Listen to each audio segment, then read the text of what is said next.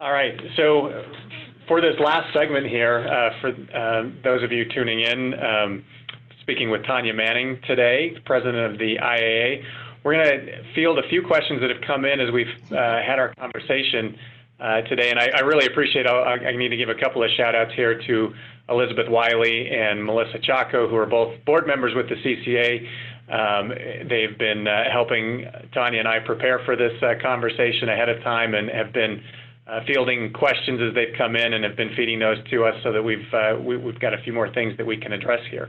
So Tonya, the first question that was posed was, what experiences outside of your actuarial career have contributed to your leadership skills? And do you think leadership skills are universal or particular?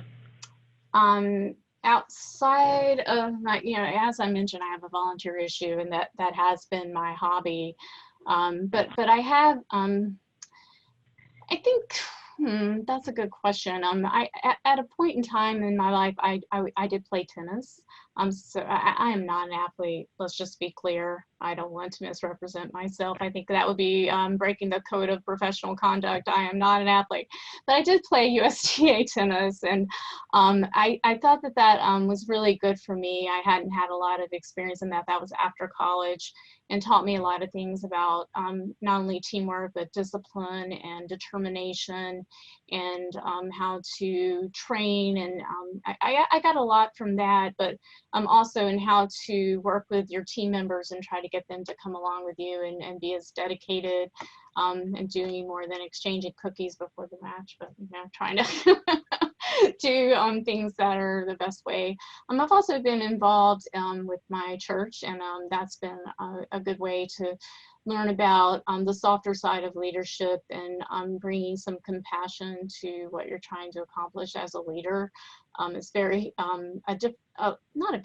sometimes a little bit of a different leadership style with the things that I've done on that side. So that's been important. And then just, the general interaction. I've always been very much looking for other professional women to put in, not just in my network, but as friends. And that's given me lots of opportunities. You could say, how's that making you a better leader? I think it's just making me a better person, and being a better person, well-rounded, and checked in your place sometimes. It's going to be a good thing. It's going to make you a better person. You're a better person. You're a better leader. So. Yeah, no, absolutely. I mean, I've had similar experiences outside of the profession with volunteer opportunities, whether through my church, alumni association chapter, things like that. And again, I think you get a lot of those same skills, right? That we talk about. They're just different, but then the application back to your professional life is definitely there and is a contributing factor. I've found, at least. Yeah, definitely. This next question I think is a really interesting one. I think it's maybe a more difficult one to tackle here, but how do you get general consensus when there are conflicting viewpoints? We talk about bringing the group along, whether that's in the association or at your employer. So how do you manage conflicting viewpoints to actually move something forward? Well, you don't.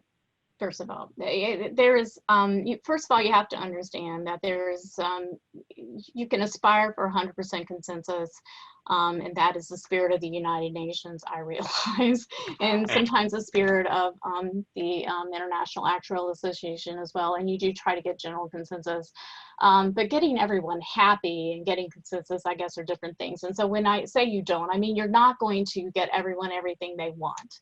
Right. And so sometimes consensus is getting people to a place where they feel like their parts are not fully met, but the greater good is being served.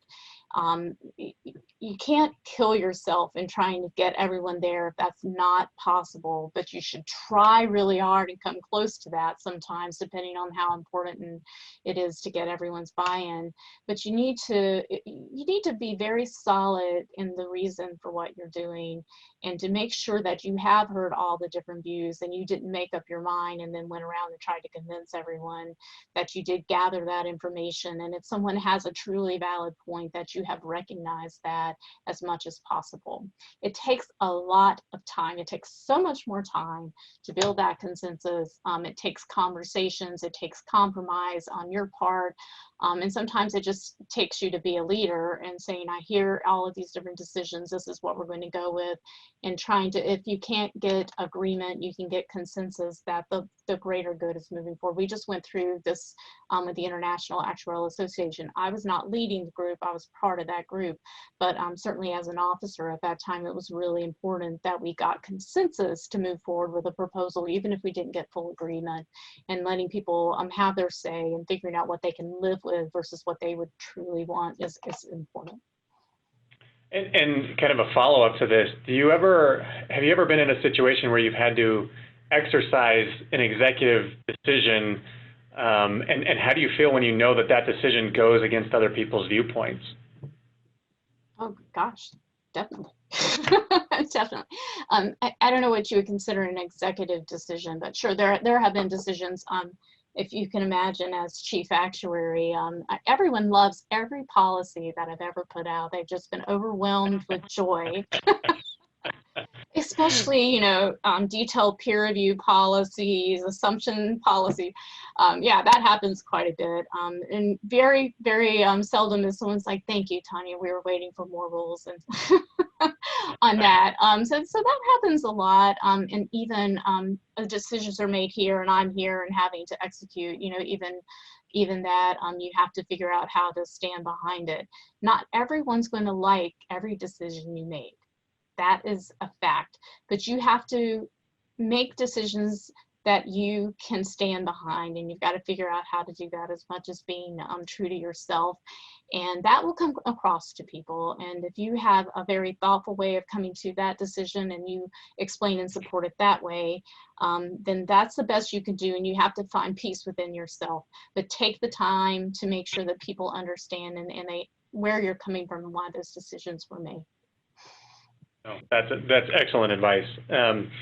So with that, I very much appreciate everyone submitting questions today, and especially want to thank Tonya for taking time out of her busy schedule. As you can imagine, everything that she's mentioned, she's a busy person. We were lucky to not only grab her for this, but in her role on the steering committee for the Women in Consulting community, which they'll have an event coming up that you should all watch for as well.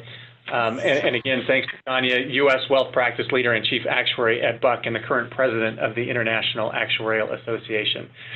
Continue to check out the various posts on the community platform through the CCA. If you've got suggestions for future topics that you'd like us to address on these calls, feel free to submit those on the community platform or reach out to me directly as well. And with that, we'll sign off and thank everyone for joining us today. Thanks, Tonya. Thank you for the opportunity, Michael. I appreciate it. Thank you.